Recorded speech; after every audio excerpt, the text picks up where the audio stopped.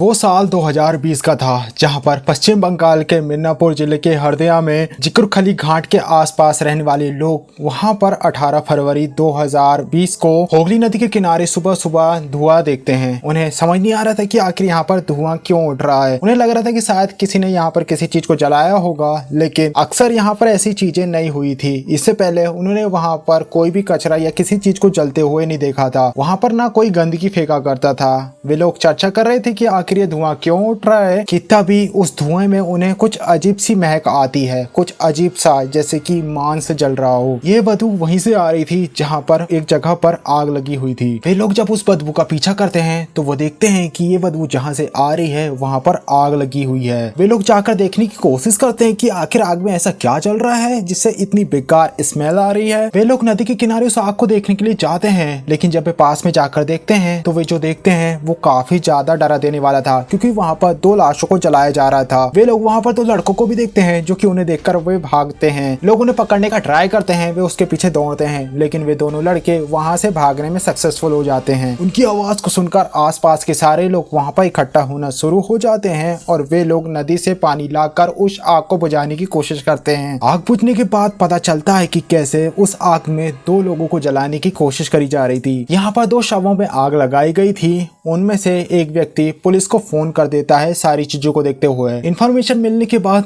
दुर्गाचल थाने की पुलिस उस जगह पर पहुंचती है। उन दोनों शवों में से एक शव जो कि पूरी तरीके से जल चुका था और पहचान भी नहीं आ रहा था, देखकर कोई पहचान भी नहीं कर पा रहा था कि ये शव किसका है, महिला है या पुरुष है। लेकिन जो दूसरा शव था वो ठीक ठाक हालात में नजर आ रहा था। उसके कपड़ों को देखकर ये लग रहा था कि शायद ये एक लड़की की लाश है। पुलिस अब सीधे ही फॉरेंसिक टीम को वहाँ पे बुलवाती है और अब तहकीकात होना शुरू हो चुकी थी। फॉरेंसिक टीम का हेल्प लेते हैं उनकी पहचान करने के लिए, लेकिन इनका पहचान करना आसान नहीं था। रीजन ये था कि जो लाश थी उसका चेहरा बुरी तरीके से जल चुका था। पर तभी पुलिस की नजर एक लाश पे जाती है जो काफी कम जली हुई थी। पुलिस को उस लाश में कुछ बाल मिलते हैं। ये बाल देखकर लग रहा था कि इन बालों में कलर किया गया है। इसके बाद पुलिस जो कि उन दोनों शवों के आसपास की चीजों को देखना शुरू कर देती है, छानबीन करती है, तो पुलिस को वहाँ पर एक गड्ढा नजर आता है। देखकर लग रहा था कि शायद उन लाशों को पहले दफनाने की कोशिश करी गई थी, फिर इस प्लान को बदल दिया गया। उन्हें दफनाने की जगह जलाने का प्लान किया गया और इस तरीके से इन्हें जलाने की कोशिश करी गई। यहाँ पर देखकर लग रहा था कि जलाने के लिए उन्होंने पेट्रोल की यूज किया था। पेट्रोल को छिड़क कर आग लगाई गई थी। आसपास की चीजों को देखने के बाद पुलिस को ये अंदाजा लग चुका था कि इन दोनों को यहाँ पे मारा नहीं गया है, दरअसल इन्हें कहीं और मारा गया है और उन्हें यहाँ पर लाकर जलाने की कोशिश करी गई है। अब घटना स्थल की जाँच करने के बाद उन दोनों शवों को पोस्टमार्टम के लिए हॉस्पिटल भेज दिया जाता है। वहीं पुलिस उन लोगों को खुद ढूंढने की कोशिश करती है जिनके बारे में लोगों ने पुलिस को बताया था कि जब वे लोग यहाँ पर आए थे तो 2 लड़कों ने भागने की कोशिश करी थी। अज्ञात लोगों के खिलाफ पुलिस ने कत्ल और सबूत मिटाने का केस दर्ज कर दिया। अब पुलिस इस मामले की जांच करना शुरू कर देती है और सबसे पहले पता लगाती है कि आखिर ये दोनों लाश किसकी है। पुलिस के पास लाश के बारे में काफी कम इन्फॉर्मेशन थी। उन्हें केवल ये पता था कि उनमें से एक लाश एक महिला की है, लेकिन दूसरी लाश किसकी है किसी को भी नहीं पता था कि आखिर है क्या। पोस्टमार्टम रिपोर्ट का पुलिस वेट करती है। थोड़ी देर बाद पुलिस को पोस्टमार्टम रिपोर्ट मिल जाती है। पोस्टमार्टम रिपोर्ट में ये बात पता चलती है कि दरअसल ये जो 2 लाश बरामद हुई है ये दोनों लाश लड़कियों की है। इनमें से एक लड़की जिसकी उम्र 20 साल की है, वहीं एक लड़की जिसकी उम्र 40 साल की है, यानी कि हम कह सकते हैं कि वो एक औरत की लाश है। इन दोनों लाशों में जो ज्यादा लाश जली हुई थी वह एक औरत की थी और जो कम लाश जली हुई थी वह एक लड़की की थी जिसकी उम्र 20 साल की ही थी। पोस्टमार्टम में ये बात भी क्लियर होती है कि कैसे उन दोनों को मारने से पहले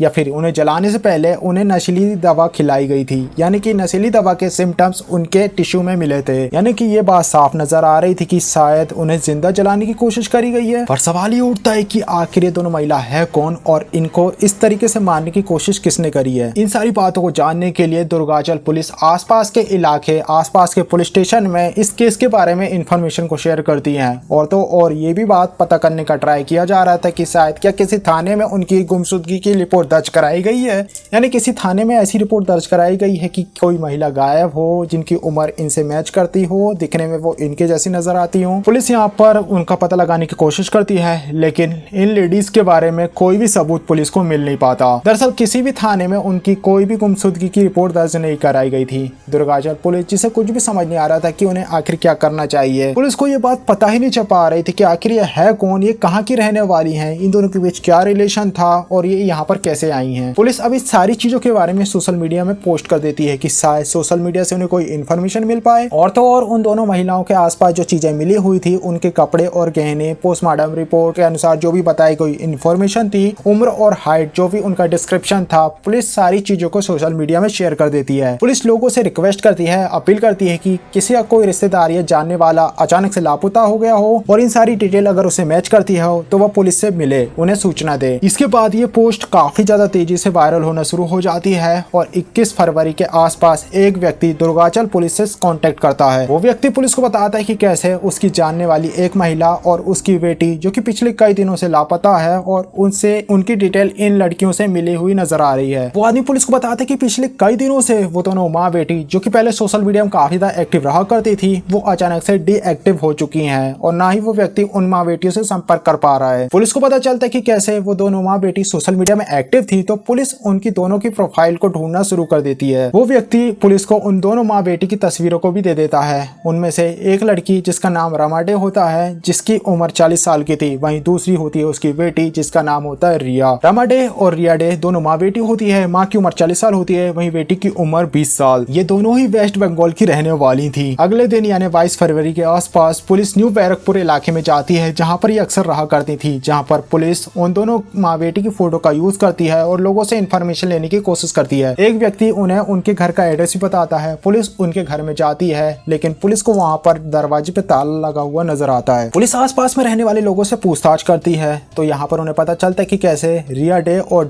रमा डे दोनों माँ बेटी जो कि न्यू बैरकपुर के इसी घर में किराए से रहा करती थी। इस घर में उन दोनों के अलावा कोई भी रहता नहीं था। वहां से थोड़ी ही दूर उनका अपना एक घर था, लेकिन वे दोनों अपने घर वालों से दूर यहाँ पर किराए से रहा करती थी। दरअसल ये दोनों माँ बेटी सोशल मीडिया में काफी ज्यादा एक्टिव रहा करती थी। रिया हर दिन कुछ न कुछ पोस्ट किया करती थी, शायद उसे सोशल मीडिया में स्टार बनना था। पुलिस आसपास के पड़ोसियों से रिया और रमा के फोन डिटेल को ले लेती है, ताकि शायद उनकी फोन से उन्हें कुछ इन्फॉर्मेशन निकल पाए कि वो दोनों है कहाँ पर, या फिर वे दोनों आखिर किसके कांटेक्ट में थे, आखिरी बार उनकी लोकेशन कहाँ पे थी। इसके बाद पुलिस जो कि उन दोनों माँ बेटी के नंबर को सर्विलांस में लगवा देती है और पुलिस जो कि वहां पर पुलिस दोनों माँ बेटी के फोन कॉल डिटेल को निकलवाती है। वहीं क्योंकि पुलिस ने सारी डिटेल को सोशल मीडिया में शेयर कर दिया था, तो और भी काफी सारी इन्फॉर्मेशन पुलिस को मिल रही थी। कई सारे लोग ये बात बता रहे थे कि कैसे इस पोस्ट में जो सारी डिटेल नजर आ रही है, वो सारी चीजें रमा और रिया से काफी ज्यादा मैच करती है। इन सारी चीजों को देखते हुए पुलिस ने अब ये बात को एक्सेप्ट कर लिया था कि कैसे वो दोनों शब्द उन दोनों माँ बेटी के ही हैं। अब पुलिस यहाँ पर रमा और रिया के बारे में इन्फॉर्मेशन निकलवाती है, तो पुलिस इन्फॉर्मेशन से ये बात निकल कर आती है कि कैसे रमा अपने पति और बेटी के साथ महाराष्ट्र में रहा करती थी, लेकिन पता नहीं अचानक से किसी कारणवश रमा और उसके पति के बीच अनबन हो जाती है और वे दोनों डिवोर्स ले लेते हैं। रमा जो कि वेस्ट बंगाल की रहने वाली थी, साल 2018-17 के समय में वह डिवोर्स लेकर वापस अपने घर आ जाती है और उसने अपनी बेटी को भी अपने साथ ला लिया था। रमा अपने मायके के करीब तो आ चुकी थी, लेकिन वह अपने मायके यानी अपने घर पे तो नहीं रहती, लेकिन वहीं के करीब हल्दिया नाम की जगह पर किराए से रहना शुरू कर देती है। ये जो सारा इंसिडेंट हुआ था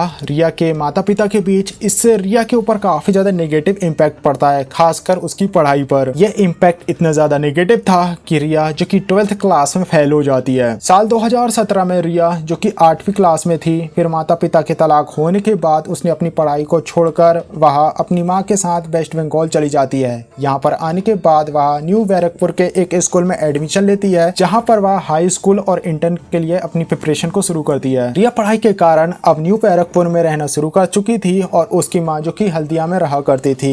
रमा जो कि अपनी बेटी से अक्सर मिलने के लिए न्यू बैरकपुर चला जाया करती थी, यानी कि दोनों अब एक दूसरे से अलग रह रहे थे। इन्वेस्टिगेशन में पुलिस को यह भी बात पता चलती कि कैसे रमा जो अपने घर के करीब तो आ चुकी थी, लेकिन वह अपने मायके वालों से कोई भी रिलेशन नहीं रखती थी, यानी कि जैसे कि कोई रिश्ता ही ना हो। पुलिस ने रमा डे और रिया डे की कॉल डिटेल को निकलवा लिया था। पुलिस के हाथों में कॉल डिटेल लग चुकी थी। पुलिस उन दोनों के फोन की लास्ट लोकेशन भी निकलवाती है। कॉल डिटेल से पता चलता है कि कैसे रमा के फोन में एक आखिरी कॉल आया था, एक व्यक्ति ने ये कॉल किया था और ये कॉल था सद्दाम हुसैन नाम के एक मुस्लिम लड़के का। तुम यहाँ पे समझ जाओगे कि आखिर क्या होने वाला है। पुलिस एक एक करके रमा के फोन में पिछली कई सारी कॉल डिटेल को चेक करती है, तो उसे पता चलता है कि कैसे सद्दाम जो कि अक्सर रिया से बात किया करता था, इन दोनों के बीच जो बातचीत हुआ करती थी वो कुछ अजीब सी थी, स्टेप अप स्टेप डाउन की तरह। यानी कि जैसे कि ये दोनों काफी सारे ये लोग अक्सर कुछ ऐसे बात करते थे कि जैसे कि पहले इनके बीच काफी ज्यादा बात होती थी, फिर कुछ दिनों के लिए बंद हो जाती थी, फिर ये लोग एक दूसरे से काफी ज्यादा बात किया करते थे इस तरीके तरीके से। पर जब पुलिस रिया की कॉल डिटेल को चेक करवाती है तो हैरान कर देने वाली बात ये थी कि रिया के फोन कॉल में भी सबसे ज्यादा रिया ने जिससे बात करी थी वो भी सद्दाम हुसैन था। यानी कि दोनों माँ बेटी ने सबसे ज्यादा जिससे बात करी थी वो सद्दाम हुसैन था। यहाँ पर सद्दाम हुसैन रमा से भी बात करता था, यानी माँ से भी बात करता था और बेटी रिया से भी। और आपको ये लग रहा होगा कि इनके बीच आखिर संबंध क्या था, और आप ये बात जानकर भी हैरान हो जाएंगे कि ये लोग आखिर कितनी देर बात किया करते थे। ये लोग एक दूसरे से घंटों घंटों बात किया करते थे। इन सारी इन्फॉर्मेशन को देखने के बाद पुलिस के दिमाग में कई सारे सवाल थे। पहला ये कि आखिर सद्दाम हुसैन से इन दोनों माँ बेटी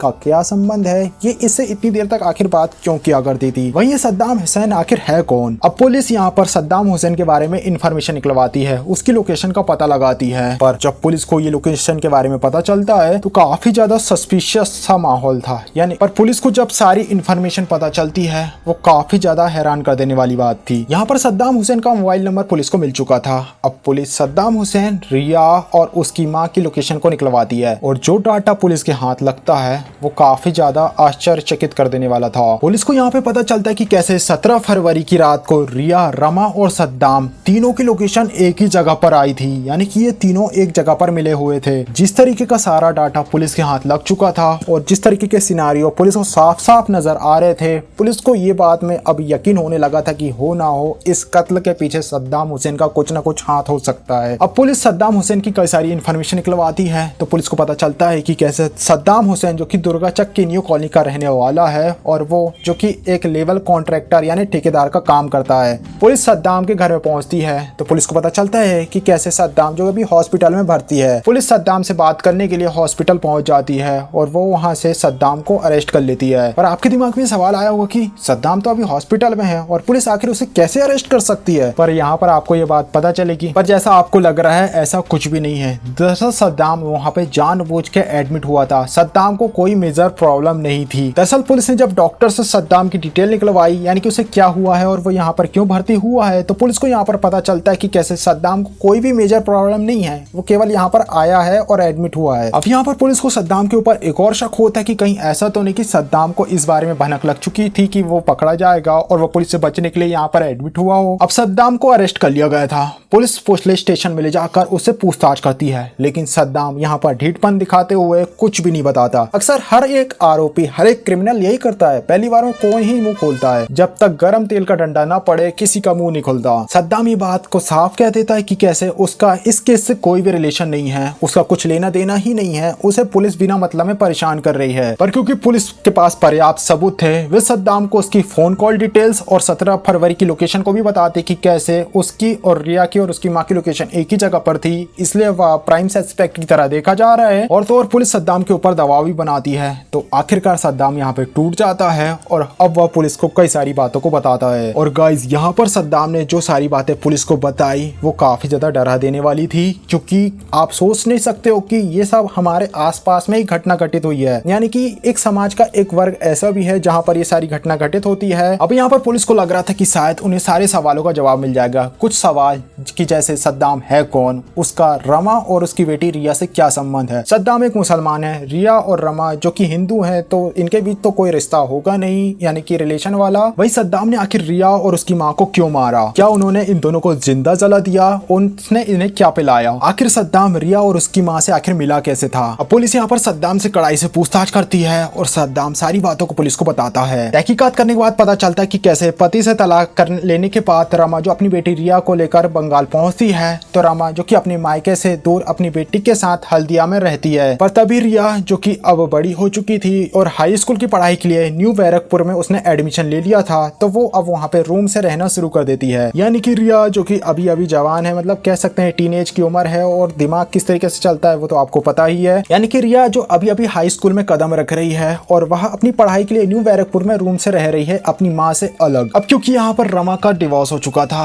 रमा अकेली रहती थी, तो वह अब बोर होने लगी। अब क्योंकि इंसान का स्वभाव होता है, इंसान अकेले रहने के लिए बना नहीं है, एक्सेप्ट अगर वो संन्यास ले ले तो। बहरहाल रमा जो कि बोर हुआ करती थी तो वह सोशल मीडिया को स्क्रॉल करती है। उसने अपना फेसबुक अकाउंट बनाया और फेसबुक में कई सारे लोगों से का फ्रेंड। अब क्योंकि यहाँ पर रमा बोर हो रही थी तो उसने अपनी बोरियत को दूर करने के लिए सोशल मीडिया का सहारा लिया। उसने फेसबुक अकाउंट बनाया और कई सारे लोगों को फॉलो किया। अब जैसा कि आपको पता है कि कैसे समाज या सोशल मीडिया में भूखे नंगे लोग बैठे हुए हैं, यहाँ पर कोई लड़की या औरत की आईडी नजर आती नहीं कि रिक्वेस्ट के बाढ़ आना शुरू हो जाती है। इसी सोशल मीडिया यानी कि फेसबुक में अकाउंट बनाने के बाद रमा की मुलाकात होती है सद्दाम हुसैन से। ये दोनों फेसबुक फ्रेंड बन जाते हैं। सद्दाम को जब ये बात पता चलता है कि कैसे रमा उसके घर के करीब ही रहती है और उसका डिवोर्स हुआ है, तो अक्सर अब एक अकेली औरत के घर पे मिलने के लिए उसका जाना काफी ज्यादा ईजी था। रमा अकेली रहती थी तो शायद ही उसे कोई रोक टोक पाता। वहीं रिया भी अपनी माँ रमा से मिलने के लिए न्यू बैरकपुर से अक्सर हल्दिया आया करती थी छुट्टी के दिनों में, तो यहाँ पर भी उसकी मुलाकात सद्दाम से हो जाती है। रिया यहाँ पर सद्दाम को अपनी माँ के साथ देखती है। उसे लग रहा था कि शायद उसकी माँ और सद्दाम अब एक दूसरे को काफी अच्छे से जानते हैं, तो रिया भी अब सद्दाम को फेसबुक में फॉलो करना शुरू कर देती है। अब यहाँ पर सद्दाम की रिया से दोस्ती हो जाती है और वो दोनों फेसबुक में अक्सर बातें किया करते थे। वो दोनों अब धीरे से एक दूसरे का फोन नंबर लेते हैं और अब वे अक्सर फोन में घंटों घंटों बात किया करते थे। रिया और सद्दाम अब धीरे धीरे एक दूसरे को पसंद करने लगते हैं। अब सबसे पहले जब ये दोनों एक दूसरे से मिले हुए थे तो उस समय रिया, जो कि काफी कम उम्र की थी, कह सकते हैं उसकी उम्र 19-20 साल की थी, उसने अभी अभी 12th क्लास में एंटर किया था। वही हम बात करें सद्दाम की, तो सद्दाम जिसकी उम्र काफी ज्यादा थी, सद्दाम जिसकी उम्र 27 साल की थी, ये दोनों एक दूसरे से इतनी ज्यादा बात किया करते थे कि अब इनके बीच अब रिलेशन शुरू हो चुका था। ये दोनों रिलेशनशिप में आ चुके थे। ये लोग डिसाइड करते हैं कि ये लोग न्यू बैरक से थोड़ी ही दूर अब लिव इन में रहना शुरू कर देंगे। यानी कि रिया और सद्दाम ने यहाँ पे प्लान किया कि वे अब लिव इन में रहेंगे। यही नहीं, रमा को इस बारे में पता भी था। यानी कि कई सारी फुटेज में देखकर ये बात क्लियर हो रही थी कि कैसे रमा को सद्दाम और रिया के बारे में पता था कि इनके बीच क्या रिलेशन है, या फिर हो सकता है कि इन्होंने उनसे छुपा कर रखा हो कि हम केवल दोस्त हैं। कई सारी फुटेज में देखकर ये बात क्लियर हो रही थी कि अक्सर ये लोग कई जगह पर घूमने के लिए जाया करते थे। रमा जिसका अभी अभी डिवोर्स हुआ था, तो वह सद्दाम को हो सकता है कि एज अ सपोर्ट की तरह देखा करती थी। ये लोग कई सारा समय एक साथ बिताया करते थे, कई जगह पर घूमा करते थे, सब कुछ ठीक चल रहा था एकदम स्मूथ। लेकिन तभी रिया को एक काफी हैरान कर देने वाली बात, इनके भी सब कुछ चल रहा था चल रहा था, लेकिन तभी रिया को कुछ ऐसी बात पता चलती है जिससे उसकी पूरी दुनिया हिल जाती है, उसके पैरों से जमीन खिसक जाती है। इनके भी सब कुछ स्मूथ चल रहा था कि सब कुछ अच्छा है, कोई भी प्रॉब्लम नहीं है, लेकिन तभी रिया को एक ऐसी बात पता चलती है जिससे उसकी पूरी दुनिया हिल जाती है, पैरों से जमीन खिसक जाती है। दरअसल आपको ये बात पता होगी कि कैसे मुस्लिमों में काफी जल्दी शादी कर दिया जाता है कि 21-22 साल की उम्र में पहली शादी हो जाती है। अब क्योंकि रिया ने इन सारी चीजों के ऊपर कभी सोचा नहीं था, लेकिन उसे क्या पता था कि उसे इन सारी चीजों पर नजरअंदाज कर देना बाद में पछताना पड़ेगा। अब रिया को क्या पता था कि वह इन सारी चीजों को नजरअंदाज कर रही है तो इसका खामियाजा उसे फ्यूचर में भुगतना होगा। दरअसल रिया को पता चलता है कि सद्दाम, जो कि पहले से ही शादीशुदा है, यहाँ तक कि उसके बच्चे भी हैं। रिया के साथ रिलेशनशिप में आने से पहले सद्दाम ने इस सारी चीजों को रिया को नहीं बताया। सद्दाम ने यहाँ से रिया से ये भी वादा कर दिया था कि कैसे वह उससे शादी करेगा। ये सारी बातें पुलिस को अब पता चल चुकी थी। सद्दाम ने अपने बयान में सारी बातें कहा था और कई सारे लोगों ने भी बताया। सद्दाम की शादी के बारे में पता चलने के बाद रिया उस पर काफी ज्यादा नाराज होती है। वो सद्दाम से कहती है कि तुमने मेरा यूज किया है, तुमने मुझसे शादी के बारे में झूठ क्यों कहा। रिया यहाँ पर सद्दाम को धमकी देती है कि अगर तुमने मुझसे शादी नहीं करी तो मैं पुलिस में कंप्लेन कर दूंगी। अब यहाँ से एक सिलसिला शुरू हो चुका था कि रिया बार बार सद्दाम को शादी करने के लिए कहती है क्योंकि सद्दाम ने रिया का यूज किया था। अब यहाँ पर सद्दाम हमेशा बहाना बनाया करता था और बात को टाल देता था, लेकिन धीरे धीरे अब लिमिट काफी ज्यादा बढ़ चुकी थी और एक समय ऐसा आ चुका था कि कैसे रिया और उसकी माँ अब सद्दाम को धमकी देने लगती हैं कि तुम्हें अब रिया से शादी करनी होगी, नहीं तो वे अब पुलिस में उसके खिलाफ कंप्लेन कर देंगी। सद्दाम, जिसके मन में कभी ये ख्याल था ही नहीं कि कैसे वह रिया से शादी करेगा, उसने तो केवल उनका यूज किया था। अब वह केवल इन दोनों माँ बेटी से छुटकारा चाहता था। सद्दाम यहाँ पर पुलिस को बताता है कि कैसे दोनों माँ बेटी से अब वह काफी ज्यादा परेशान हो चुका था। सद्दाम ने कई बार ट्राई किया कि कैसे अब वह इन दोनों से कांटेक्ट छोड़ देगा और अब इन दोनों से दूर हो जाएगा। उसने बहुत ट्राई किया, लेकिन अब उसे समझ नहीं आ रहा था कि उसे क्या करना चाहिए और उसके दिमाग में एक खतरनाक प्लान जन्म लेता है। उसने सोच लिया था कि अब वह रिया और रमा को अपने रास्ते से हटा देगा। वैसे भी उसे ये बात पता थी कि कैसे रिया और रमा अपनी फैमिली से दूर रहती हैं, उनके बीच कोई भी संबंध नहीं है, तो उसे ये पता था कि आखिर इनका कोई रिलेटिव है नहीं, तो आखिर इनकी पूछताछ करेगा भी कौन। अगर ये अचानक से गायब भी हो जाती है तो शायद ही वो पकड़ा जाएगा। इनका तलाक हो चुका था और रमा, जिसकी अपनी फैमिली यानी कि अपने मायके पक्ष से बिल्कुल भी नहीं बनती, यानी कि कह सकते हैं क्लियरली कि सद्दाम इस बात से पूरी तरीके से जागरूक था। उसे ये बात पता थी कि दोनों माँ बेटी को ना तो कोई जानने वाला है और ना ही कोई उन्हें पूछने वाला। सद्दाम ये बात समझ चुका था कि उसे इन दोनों को रास्ते से हटाना है, लेकिन वो सोचता है कि आखिर वो अकेला ये काम क्यों करे। वो एक प्लान बनाता है और वह उसमें अपनी दोस्तों की भी हेल्प लेता है। जैसे इन्होंने सोचा था, 17 फरवरी 2020 को सद्दाम रमा को कॉल करता है। वो उससे कहता है कि कैसे आज रात हम तीनों बैठकर इस चीज के ऊपर बात करेंगे, हम कैसे भी करके इस मैटर को सॉल्व करेंगे। रमा ये बात अपनी बेटी रिया को बताती है और इसके बाद सद्दाम उन्हें अपने पास बुलवाता है। सद्दाम रिया और रमा को वासुदेवपुर के उस कमरे में बुलाता है जहां पर उसने पूरा जाल पहले से तैयार करके रखा हुआ था। ये कमरा वही था जहां पे सद्दाम और रिया लिव इन में रहा करते थे छुपकर। और गाइस इसके बाद में आपको जो बताने जा रहा हूँ आप समझ सकते हो कि आखिर इस घटना की नींव कहाँ से रखी गई थी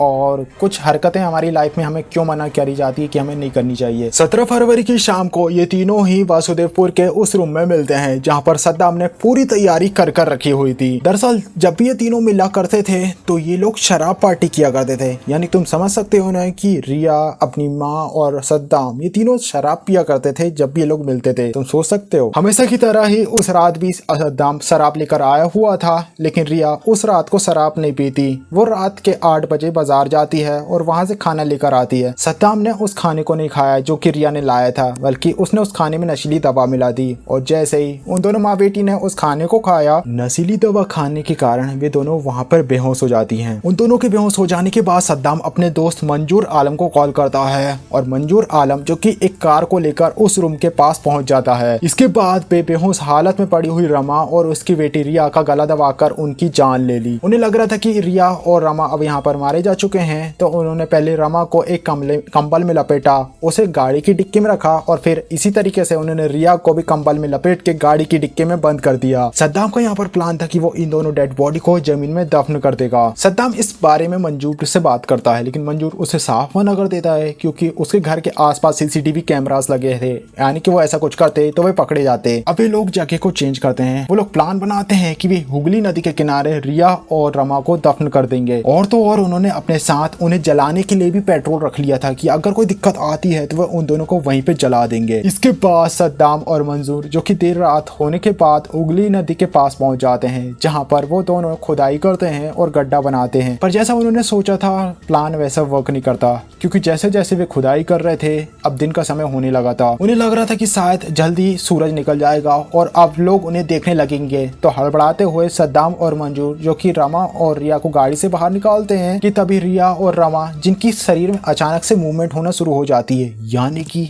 अभी ये जिंदा थे, यानी कि उन्होंने उन्हें गला दबाकर मारने की कोशिश करी। उन्हें लग रहा था कि ये दोनों मारी जा चुकी हैं, लेकिन अभी ये दोनों माँ बेटी जिंदा थी। इन दोनों को इस तरीके से हिलता हुआ देखकर सद्दाम और मंजूर दोनों ही डर जाते हैं। अब वे यहाँ पर अपने प्लान को चेंज करते हैं। वो अब ये सोचते हैं कि वे रिया और रमा को दफन नहीं करेंगे, बल्कि वो उन्हें जला देंगे जिंदा। अब क्योंकि सुबह का समय हो रहा था तो ये जो भी काम कर रहे थे वो काफी ज्यादा हड़बड़ाहट में कर रहे थे। उन्होंने जितना भी पेट्रोल लाया था उसकी पूरी कैन को उन्होंने रमा के ऊपर डाल दिया और आग लगा दी। लेकिन जब बारी रिया की थी तो अब रिया को जलाने के लिए उनके पास पेट्रोल नहीं था। अब वे अपनी गाड़ी से थोड़ा सा पेट्रोल निकालते हैं और रिया के ऊपर डालकर उसे भी जलाने की कोशिश करते हैं, पर क्योंकि पेट्रोल काफी कम था तो रिया का शव उतने अच्छे तरीके से नहीं जल पाता। ये दोनों इन दोनों को जला ही रहे थे कि वही सुबह का समय हो चुका था। और जैसा कि हमने वीडियो की शुरुआत में देखा कि कैसे उन्हें जलाते हुए कुछ लोगों ने देख लिया था और वे इनके पास आ रहे थे। लोगों को अपने पास आता हुआ देखकर ये दोनों वहां से भाग जाते हैं। लोगों ने इन्हें पकड़ने की कोशिश करी थी पर ये लोग भागने में सक्सेसफुल हो चुके थे। सद्दाम को तो पुलिस ने पकड़ लिया था, लेकिन जैसे ही मंजूर का नाम सामने आया मंजूर को भी पुलिस ने गिरफ्तार कर लिया। अब यहाँ पर आपको लग रहा है कि अभी केस तो सॉल्व हो चुका है, कातिल पकड़ा जा चुका है और मोटिव भी पता चल चुका है। अब आखिर इस केस में आखिर रखा क्या है। पर पुलिस जब 27 फरवरी के दिन रिया और रमा डे के उस रूम में जाती है जहाँ पर ये रुका करते थे, वहाँ पे तहकीकात करती है। पुलिस को वहाँ पर कई सारी ऐसी चीज मिलती है जो कि इस केस को काफी ज्यादा इन्फ्लुएंस कर सकती थी। पुलिस को वहाँ पर रमा की एक डायरी मिलती है जिसमें अक्षर बंगाली, हिंदी और इंग्लिश में अपनी कई सारी बातों को लिखा करती थी, जिसमें उसने अपने सद्दाम और अपनी माँ के रिलेशन के बारे में भी कई सारी बातों को लिखा था। यही नहीं, पुलिस को वहाँ पर कुछ कागज के टुकड़े भी मिलते हैं जिसकी फॉरेंसिक लैब में जब उसकी तहकीकात करी जाती है